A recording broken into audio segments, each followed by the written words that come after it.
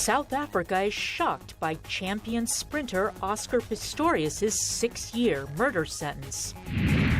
Developers in Uganda race to invent the next big app. And will Brexit see Berlin win the European tech race? Africa 54 starts right now.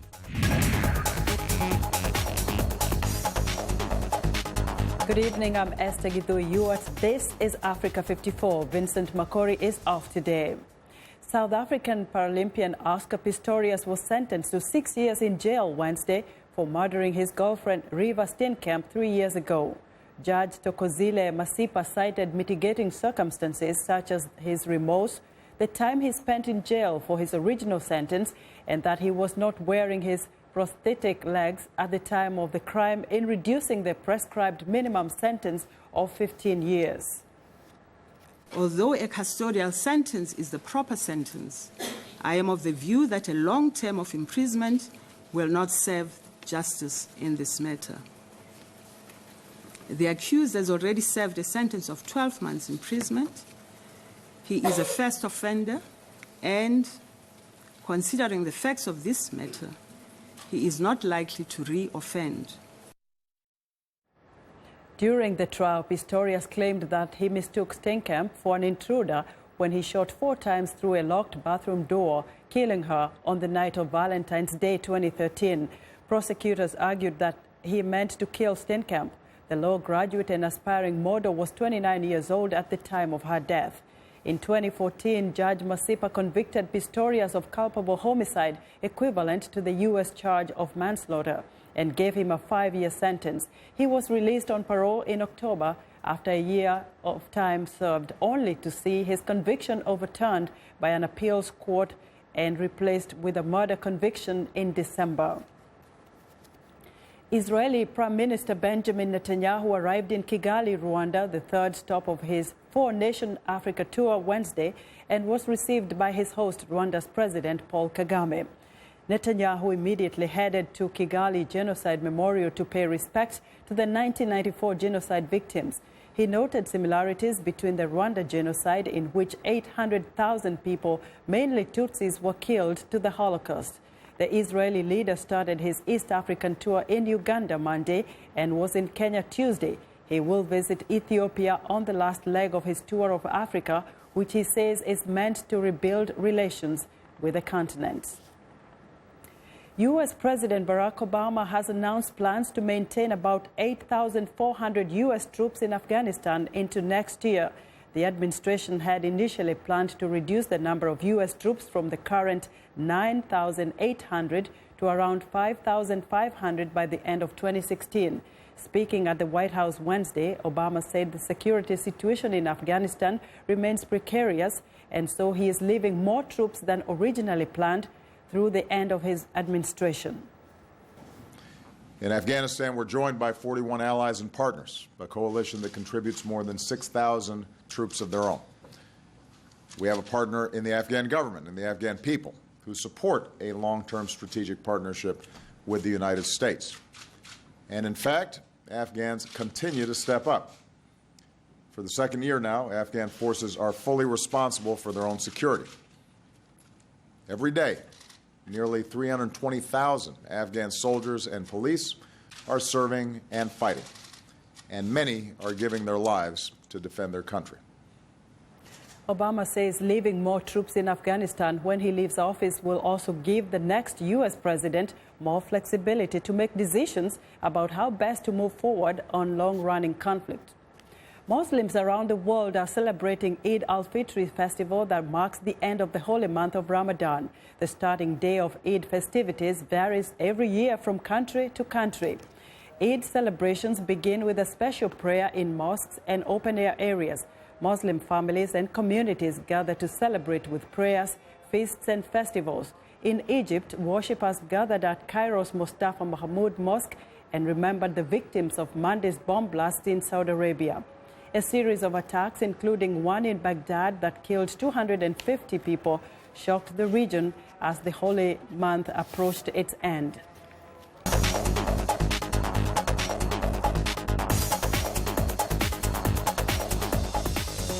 Now, turning to business, things are certainly changing in the UK and European Union following surprise Brexit vote on June 23rd. With an update on how global markets are adjusting post-referendum is Jill Malandrino, our business correspondent in New York. Hello, Jill. Hey, Esther. So global markets have made stunning moves since the Brexit vote. We're off to a rough start this week as risk-on assets like stocks and crude oil are being sold off, with investors rotating into defense, safe haven-related assets such as gold, which hit a fresh 28-month high this morning. Although the S&P 500 reversed 23 points to the upside following the European close at 11 Eastern. So you can see how crazy these moves are.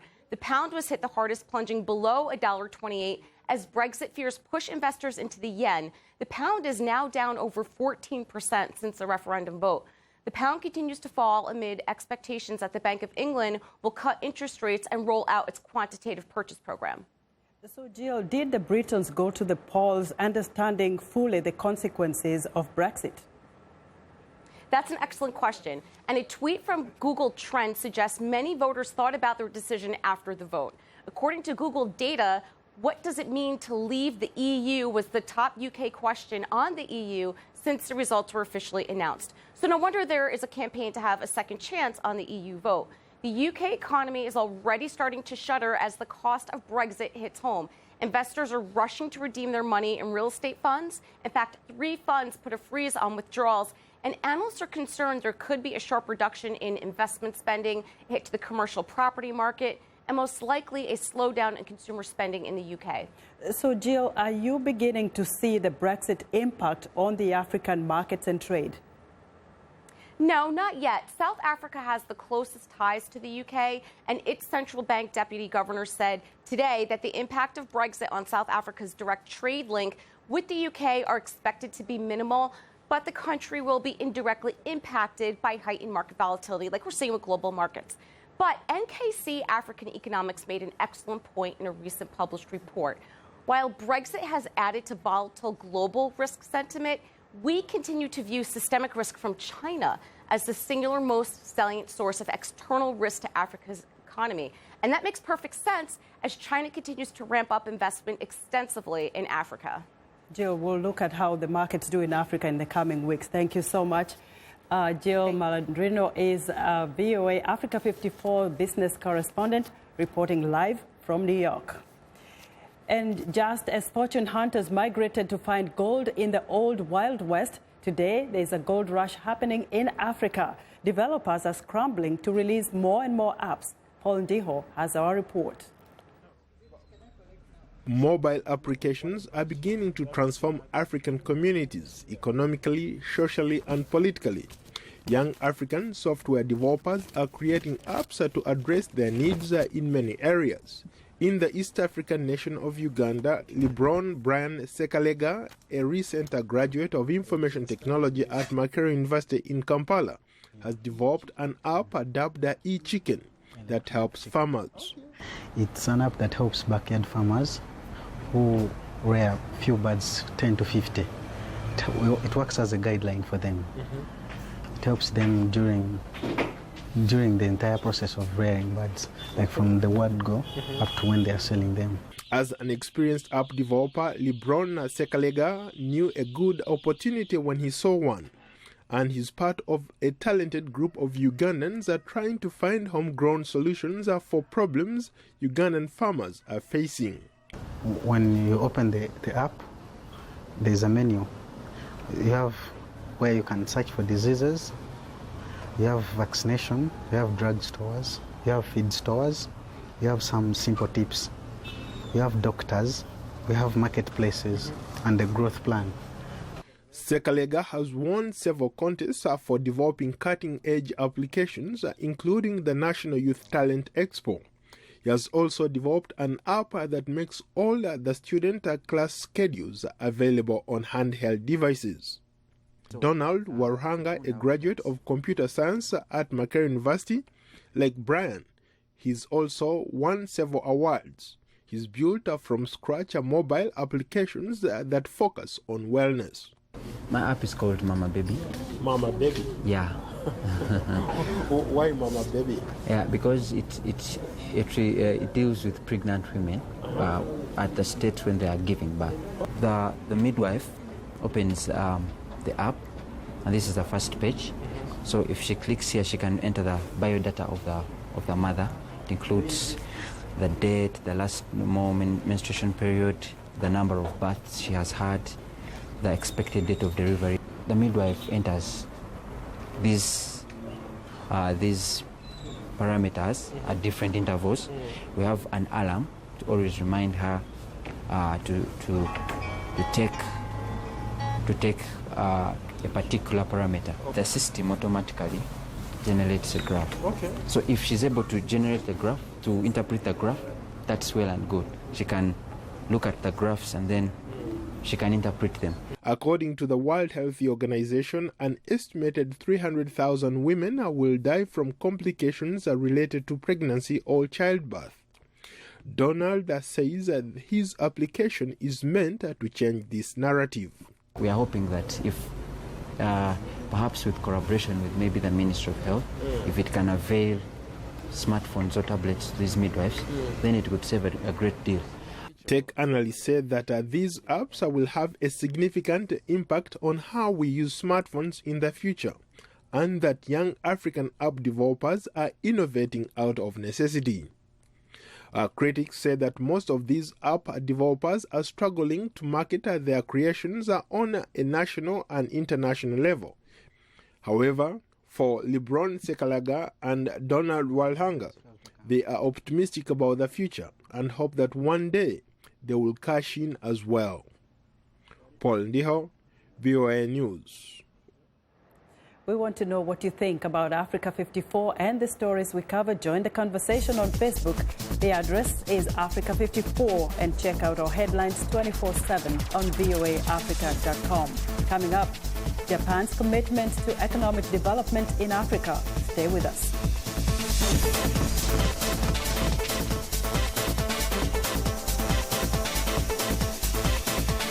I am Sheikh Sali, host and senior editor of VOA's international call-in talk show, Straight Talk Africa. Today, we'll examine the tobacco industry. We pretty much touch on anything that you can think of. Politics, health issues, human rights issues, you name it, we talk about it. The issues that we discuss are pertinent to most people on the African continent.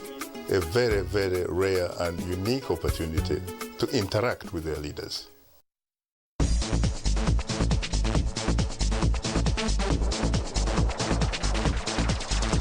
We're just weeks away from the next Tokyo International Conference on African Development. And for the first time ever, the first summit will take place in Africa, Nairobi, Kenya to be exact. In this week's Peter Clote one-on-one, Peter speaks with Japanese diplomat Tamasaki Sakuda about relations between Washington and Tokyo and Japan's overall commitment to Africa.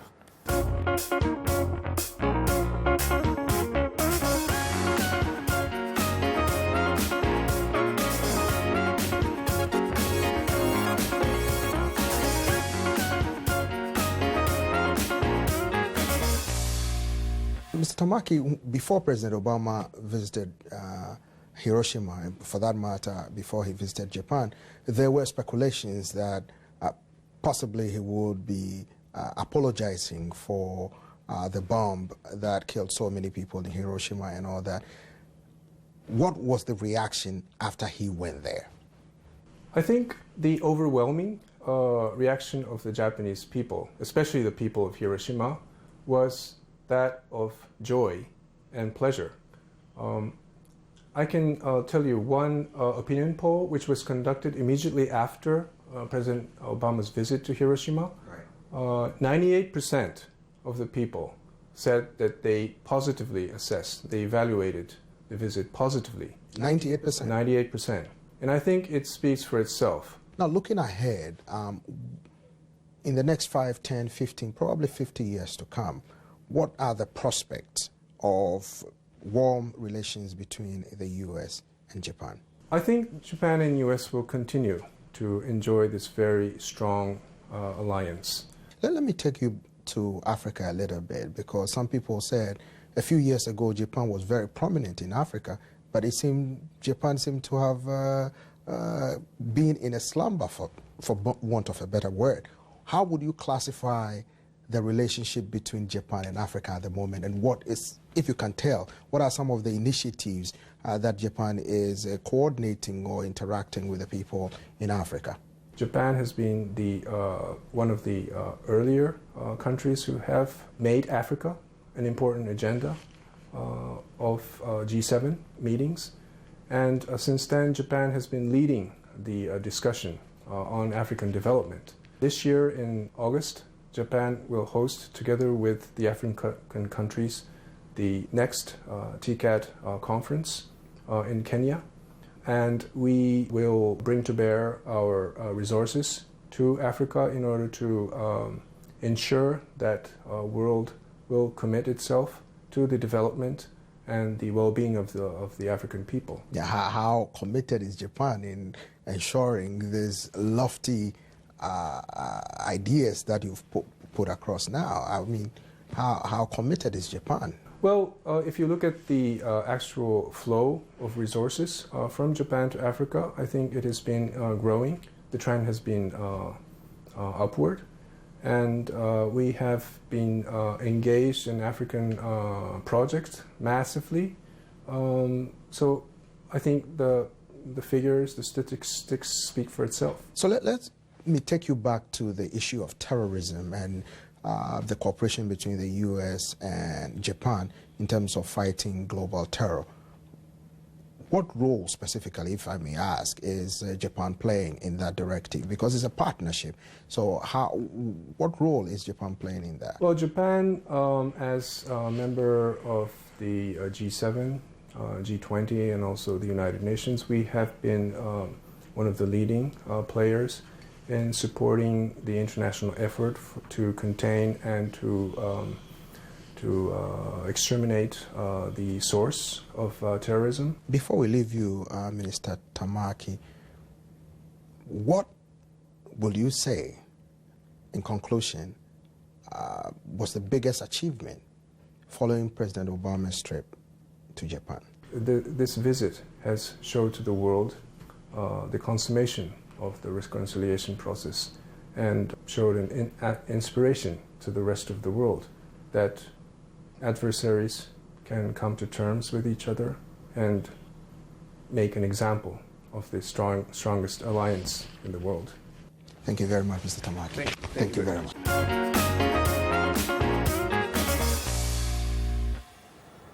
Uganda, a Christian-dominated country, has over 80% of the total population practicing the faith. But with a decline in the number of people attending church services, gospel preachers are taking to the streets. Francis Tumwekwasize Bahene has the story from Uganda's capital city, Kampala. Walking or driving through Kampala streets, there is no point one can pass without seeing these street gospel preachers. They stand on the strategic locations such as by traffic lights, road junctions, and amidst busy business centers. Amidst such chaos, people rush to attend to their day-to-day activities. Shouting at the top of their voices, the preachers call for repentance and conversion to born-again faith. For the wages of sin is death. Maybe you go through sin and you don't know. According to the 2014 census, over 80% of Ugandans are Christians, but the recent trend shows that there is tremendous decline in church service attendees. 34-year-old Semanda Paul, a street preacher, says that the decline in church service attendees has forced them to bring evangelism services on the streets. On the street you find very many characters, many different people that maybe at times you may never get to church. Now when you look here, in a day you can preach to about maybe 2,000 people. How do you do that? When you serve around 4 taxis can go 10 in number, and each has around 16 people, that is roughly 160 people. Within 5 minutes you preach to 160 people. When you do that around 15 times, you preach to more than 2,000 people at the same time. As long as all these people have a chance of coming to church. There are those that have never come to church all their lives. Look at the Christ Jesus. The number of street preachers has more than doubled within a period of 3 months. And Paul attributes it to increasing media reports on social immorality, corruption among government officials, and the current political instability in the country. Paul says there needs immediate spiritual intervention. What we preach has the power to change all that. So we focus on the gospel and the power of the gospel, because it is the power in the gospel that can change the lives of people. So what we preach with the intention of winning souls to the kingdom of God. And when they come to the kingdom, Christ has the power to change their lives. Okay? In their endeavor to reach out to as many people as possible, the self-styled pastors encounter numerous challenges. There's so many challenges we face when you're preaching, but at the end of the day, God is being glorified. Like someone may abuse you, someone may speak, there's a time someone threw a stone at me. Some members of the public take them to be a nuisance, but that has not deterred the street preachers from pursuing their evangelizing activities. Francis Tumwekwasize Bahene for VOA Kampala, Uganda. It's time now for a short break. Still to come on Africa 54, the race to win the title of the Silicon Valley of Europe. We'll be right back.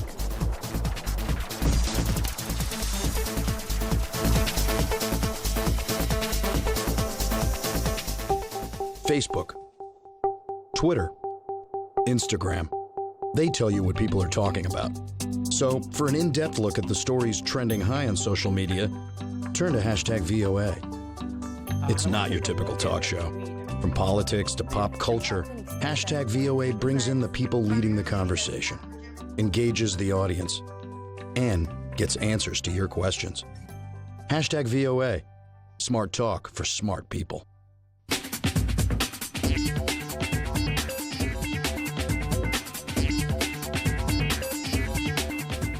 Welcome back to Africa 54. Here's what's trending. You've heard of Silicon Valley. Well, this is Berlin's Silicon Alley.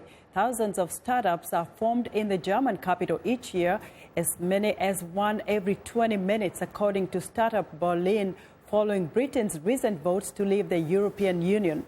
Politicians and business leaders in Berlin are now sensing they have a chance to replace London as the Silicon Valley of Europe. Berlin is already home to audio-sharing platform SoundCloud and online retailer Zalando. Britain's referendum to leave the 28-nation bloc has already seen a frenzy of bids from cities such as Frankfurt, Paris and Amsterdam to succeed London as Europe's financial capital. And finally, Cairo's newest private transport service is changing the way people travel. Instead of being stuck in the city's notoriously slow traffic, passengers can cruise in the fast lane with a scenic tour from the Nile. Nile taxis run regular services along the famous river between 12 p.m. and 10 p.m. every day. After a trial period with one boat in 2014, the idea has attracted a growing number of passengers keen to avoid the city's notorious traffic jams. The IMF has confirmed that 68% of the traffic jams in the whole world are caused by private cars, and that's what's trending today. Why should an art class for kids in a poor, violence-ridden neighborhood be prioritized when there are so many more immediate needs to address? But the space that is being provided by the Butterfly Art Project is giving kids in Capricorn an opportunity that literally brightens up their lives. Issa Lee Jacobson reports from Cape Town. Vrygrond, also known as Capricorn, is a community of 42,000 people, about 30 minutes' drive from the centre of Cape Town. 22% of the population here is unemployed, and gang violence is rife. But a collaboration between Capricorn Primary and the Butterfly Art Project has created a haven for the kids of Vrygrond.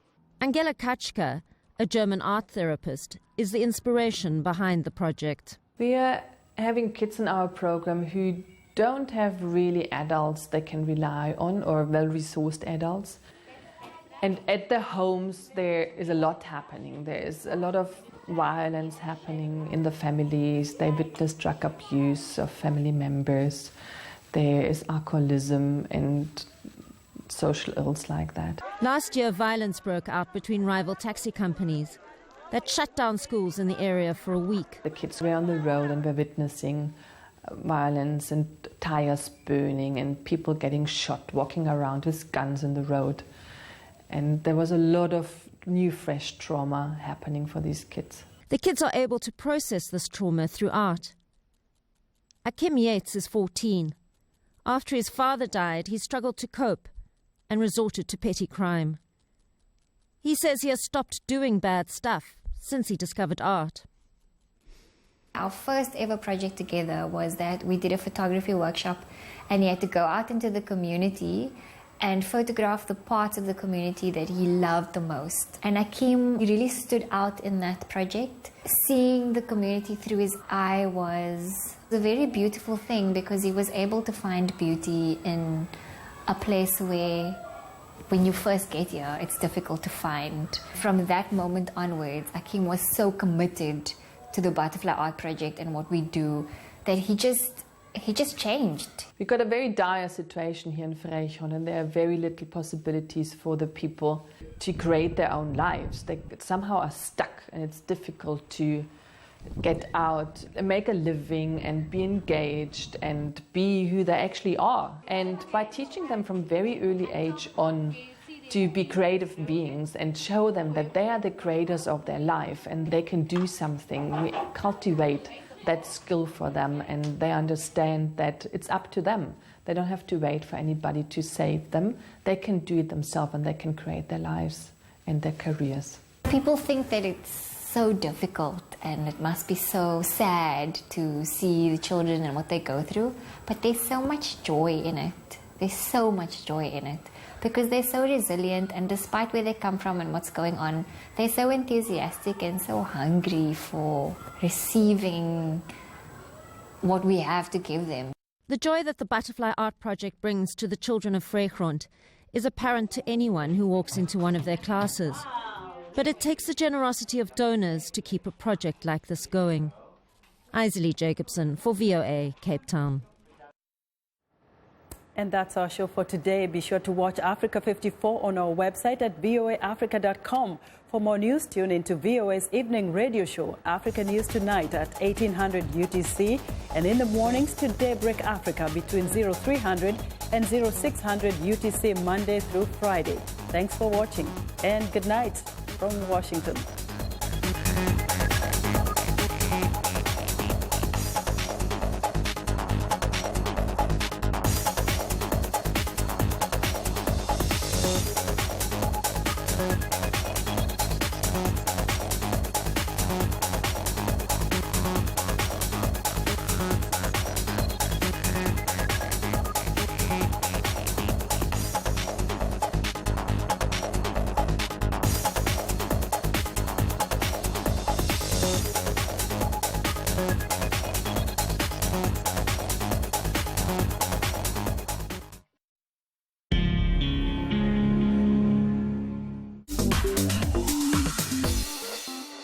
Welcome to English in a Minute.